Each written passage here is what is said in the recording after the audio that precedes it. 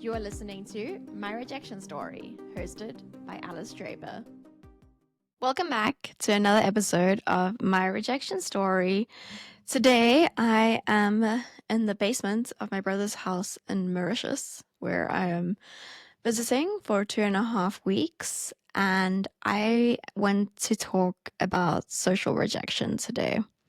This episode is inspired by a dream that I had like maybe 3 or 4 nights ago. Basically, I woke up with tears on my pillow, the taste of salt on my lips, and this very visceral, real pain, which was that one of my dearest friends basically didn't want to be my friend anymore. That's not explicitly what happened, but it is implicitly what happened in this dream of mine. In the dream, I was getting ready to leave. We'd just seen each other for the first time in a year, and we probably weren't going to see each other for quite a long time.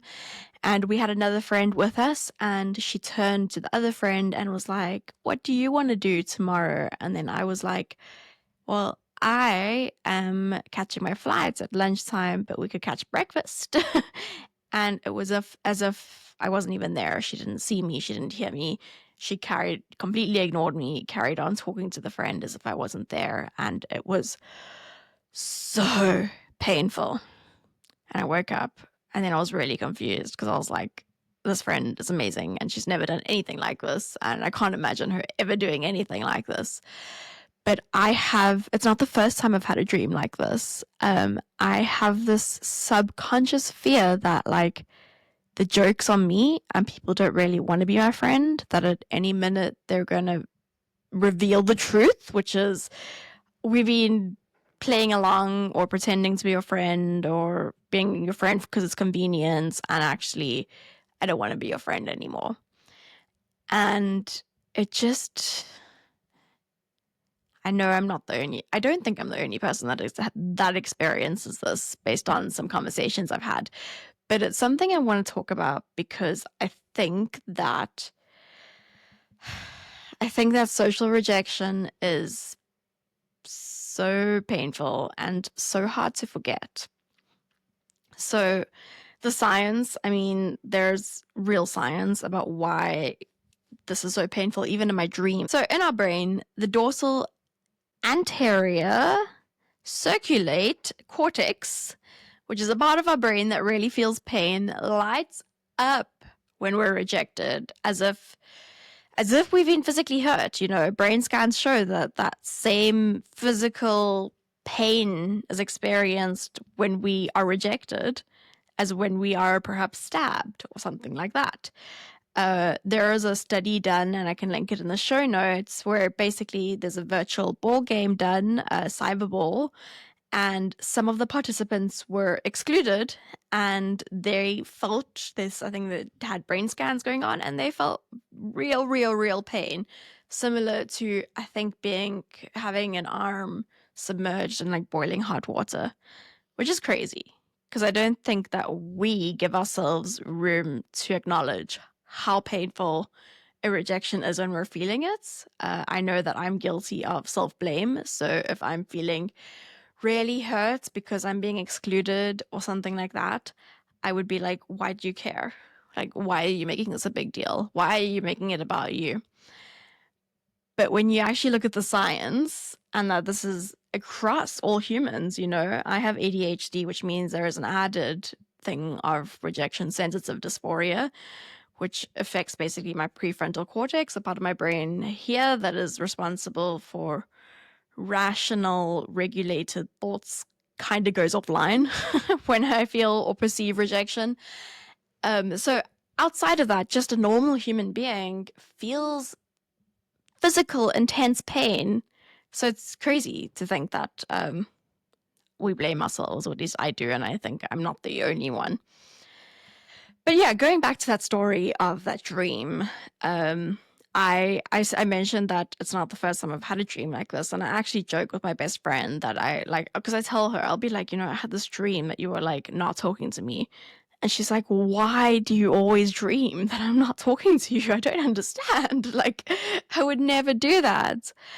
And the only thing I can link it to is that that was an experience that I had quite a lot in childhood, where I had friendships that I guess weren't the healthiest. So there would be periods where it was great, and then there would be periods where I would be ousted or punished for no reason at all. I, you know, for my years of primary school was in a friendship that was not fun, I guess you could say that way. I reflect that we had kind of a group of us who were friends, but I've reflected with someone else who was in that group of friends, and I thought I was the only one that had that experience of being ousted and made to feel like they can't be a part of the group. Yet somehow I stayed in that friend group.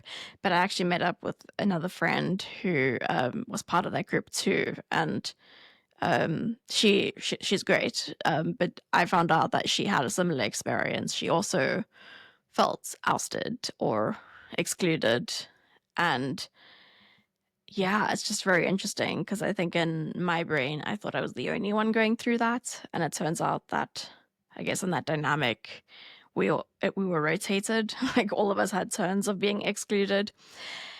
But it's just very interesting because that was decades ago. And I think my subconscious has not really ever gotten over it. And that's why it still that fear still shows up in friendships that are safe and adults. Like prefrontal cortex is fully developed. We are fully grown human beings who hopefully don't do that sort of stuff. Yet I still have that like crazy fear that I'm going to get rejected. So I thought I would spend this episode talking a little bit on some of the things that I've learned through these interviews about how to deal with social rejection, and I guess also how I deal with social rejection. I think it's just useful to remind ourselves that it's okay to feel the way we're feeling. It's totally normal, and have some strategies to deal with it. So recently, I was on a podcast episode with Sarah Rice, and Sarah Rice shared in this interview, well, she was interviewing me, but she shared her own personal experience when she was on MTV's The Challenge. And she basically shared that she was bombarded with a lot of online hate, and that really, really affected her mental health, as you can imagine. I mean, I watch Love is Blind, and I cannot imagine dealing with the public scrutiny that would happen with going on a reality TV show. So yeah, so I thought it was just really interesting as she's sharing this, and I kind of flipped the script where I started asking her the questions, even though I was not the host. And I asked her, how did you deal with this? Like, how did you deal with basically like far more rejection than most people will ever experience, because most of us are not in front of that many people? And her response was really interesting. She basically said that she turned insular. She turned inwards, and she turned towards the people who actually knew her, knew every side of her. So this is her close friends and her family. And she went offline. So she closed down all the apps and everything, and then relied on her real support system. And I think there's so much value for this, even for those of us who are not getting a ton of online hate from, I guess, thousands and thousands of people on the internet. But, you know, social media gives so much perceived rejection, and a simple activity like putting up an Instagram post and not getting enough likes, or putting up something vulnerable and not enough people respond. There's so much there that can be perceived.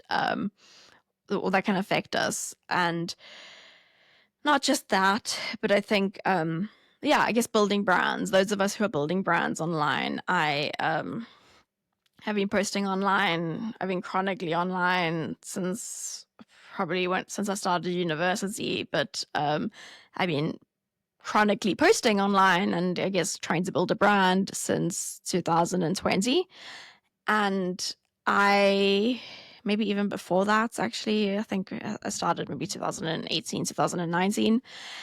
And I know that using that, like those external metrics of success, as a surefire way to, one, get rejection sensitive, and two, burn out, and three, give up. Because it is humbling. It is deeply humbling being a content creator. Creating this podcast is humbling. Like, I am not at a high level of success and fame where I just know everything is going to be well received and I'm going to get a ton of downloads and everything.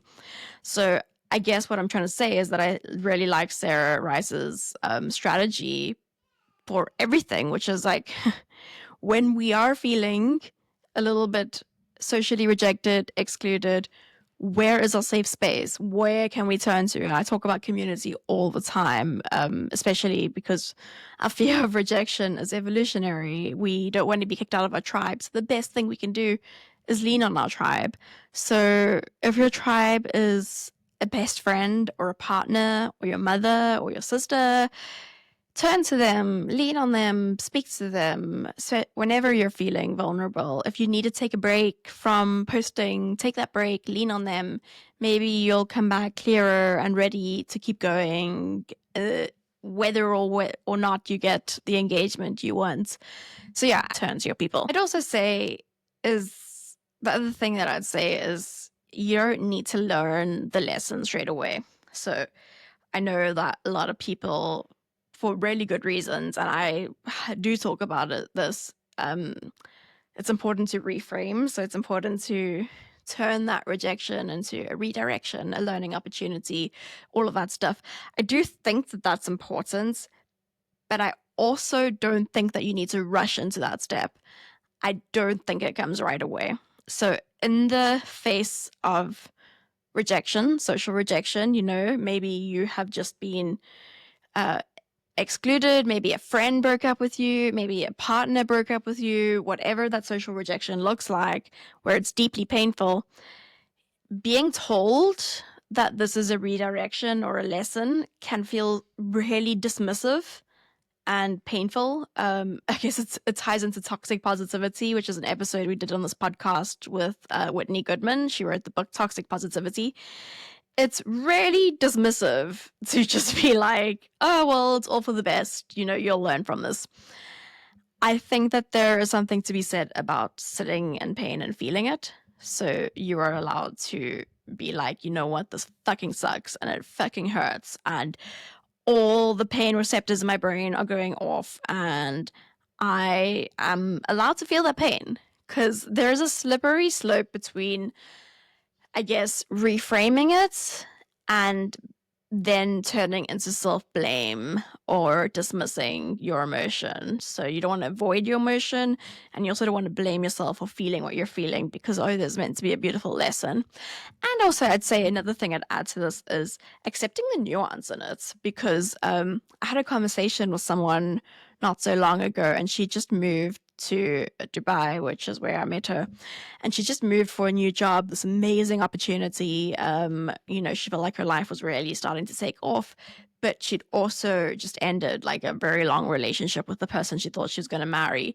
and he basically broke up with her because she was leaving to pursue her own career goals. And she kept saying, I should be grateful, I should be happy, like, this is what I've always wanted. And I said, you can feel both. Like, you can feel happy and devastated at the same time. You don't have to pick one emotion. They can both coincide. They can both exist together.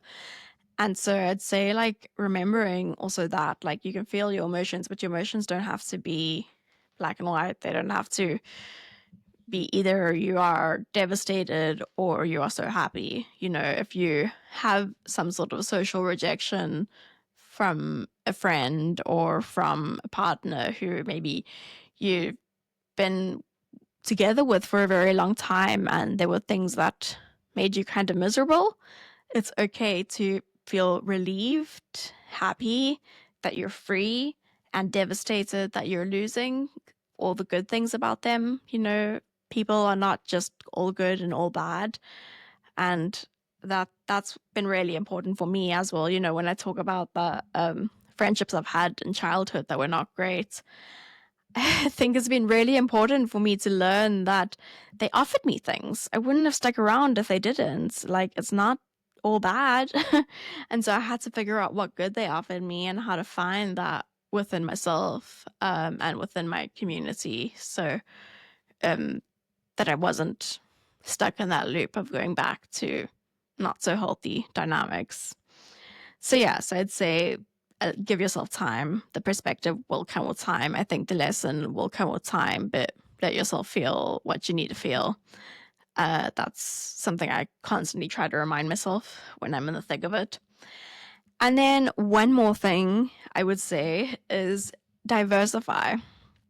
So what I mean by this is that I think rejections hurt so much more when we are overinvested in the thing or person that is rejecting us. And that can apply to friendships, relationships, jobs. I think many of us know someone who overinvested in a relationship doesn't work out, and it is like the end of the world. A relationship not working out is painful and devastating, but a relationship not working out when you have given up your friendships, given up your career, given up connections to your family, if you've really abandoned other parts of your identity to overinvest in this one thing, it's going to be so much more painful. And the same can apply to friendships. If you are too connected to just one person, too connected to your career, maybe you've made your career your whole identity, it's so painful. And so figuring out, if you have a social rejection, maybe people that you work with you don't get on with, or yeah, I don't know, people that you play squash with or something. Can you diversify? Can you create new friend groups in other parts of your life? Can you become friends with, join new clubs, initiate new friendships in other ways, start new, if your job is everything and you're scared that your world will come ending if you stop working at that job, well, can you start developing other interests, some hobbies, a passion project on the side? I think that when we diversify our interests, and no one rejection will hurt quite as much. If you just look at this from like an evolutionary lens, it's almost like, so evolutionarily, the reason we're so scared of rejection is because back in those hunter-gatherer days when, I don't know, I was picking berries and you were hunting meat, if I do a bad job at picking the berries and you and the rest of the tribe no longer want me, I am screwed. I don't have shelter, I don't have safety, I don't have food, I might die. That's kind of what's going on in our brain. But when you diversify, so when you have multiple friend groups or multiple projects going on, or you're like me and you're a business owner and you have multiple clients, then one rejection doesn't feel quite as devastating as if this is all you have. This is your only tribe. It's like, well, okay, I guess I have some other tribes. And yeah, so that would just be my thing, is try not to overinvest in any one thing. So that is a wrap on today's episode, which was really just inspired by the dream I had a couple of nights ago. Today also marks 9 months since the podcast launched, which is crazy. I can't believe that so much time has passed. I've had such a blast doing this. I have interviewed dozens and dozens of people who honestly I never would have dreamed to get in front of. I've been so blown away by the support that everyone has given me. You listening, most importantly, the show would not be here without you listening. It wouldn't be here without everyone who has championed it and shared just words of encouragement, pitched me to the media. I have journalist friends who have pitched the show to the media. There's some features coming out. To my team, my gosh, Christina Child, Samantha Dubé, and Chehovacho Ndabane for being the brainstorming partners, the people who believed in the mission since the very beginning, and for all the work you've put into the show so far. This is just the beginning. So I will say this. Starting a podcast is humbling. It is so humbling when you're not super famous and you don't have millions of dollars at your disposal. We definitely are still on the stage where we're putting more into the show than we're getting out. But it's been so much fun, and I have learned a lot, and I think everyone else has learned a lot, and it's very, very much a passion project. So I do just have this feeling like we're just getting started. We're just been in like the learning and launching phase, and the growth phase is very much around the corner. But if you are still listening, and yeah, obviously I want to say thank you, thank you, thank you for being here. If you do want to show your support, literally everything and anything is great. If you want to share this on social media, tag me. That's so appreciated. Write to me, review. Otherwise, if you want to just keep showing up and listening, that is more than I can ask for, because the best thing I could do as a creator is create content that you actually want to listen to. That's my goal. If you have any feedback on how I can better do that, that is also widely appreciated. Always, my inbox is alice@hustlingwriters.com. Awesome. This was My Rejection Story, hosted by me, Alice Draper.